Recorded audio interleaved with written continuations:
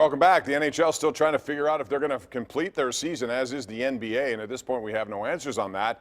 Again, it'll be based on what happens in the next month or so. If you see a peak hit and then the other side of that curve, who knows? It's speculation at this point. But I do know that all these leagues do want to play, and all the commissioners met with President Trump this week. Guys, I want to talk about this week. The NHL player survey came out. Rich, and Sidney Crosby still was the man in a lot of categories. He won 3 of them. To me, the one that says the most is most complete player. I think a lot of people in this league think that goes to people like Patrice Bergeron or others. Crosby's never won a Selke, but that doesn't mean he's not the best 200-foot player in the game. Were you surprised by that, Rich? No, not at all. I can't think of a better person to give it to. And I'm in that locker room a lot, interviewing these guys a lot, interviewing Sidney Crosby a lot. And he is available every single day to do an interview, whatever you want to talk about. He is the ultimate teammate, and he's also the ultimate player. He's the first one on the ice, the last one to leave. I couldn't give it to. He's more deserving than anyone else out there in the NHL. Well, I don't think that he's the best player anymore. I think that that's now Connor McDavid.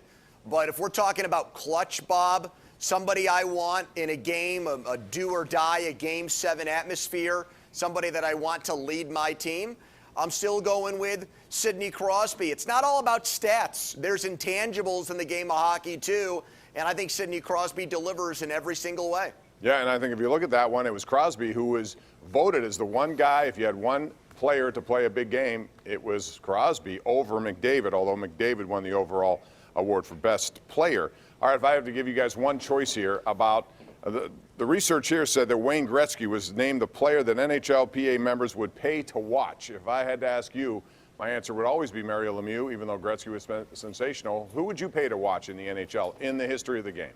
Rich?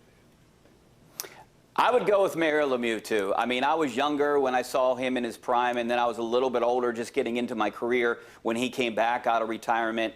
That's a guy that I would like to see in person and pay to see. I still think he is the best hockey player that has ever lived. Well, I would go back in time, Bob. You know, we're all lucky enough to have seen, you guys much closer than me, Mario Lemieux. How about guys like Gordie Howe? I mean, original 6 hockey. How good were these guys? Were they as advertised? Could Gordie Howe play in today's NHL? Was he really, you know, the creme de la creme above everybody else? I'd want to go back in time, into a time machine, if you will, and see one of these old school guys and compare them to the hockey players of today. Yeah, I think you can't go wrong with any of those choices. I remember watching Gretzky with Curry and Messier on a line here in Pittsburgh opposite Mario Lemieux, who was just coming into the game at that point. Pretty spectacular stuff, and I think we've all been spoiled here in Pittsburgh to see some of the best players in the history of the game right here throughout the decades in Pittsburgh. We're going to take a break, and when we come back, we have a special look at social distancing through the eyes of an NFL Hall of Famer, Ken Rice. We'll have that conversation. That's coming up next right here on the #1 Cochran Sports Showdown, which we do every Sunday night here on KDKA-TV.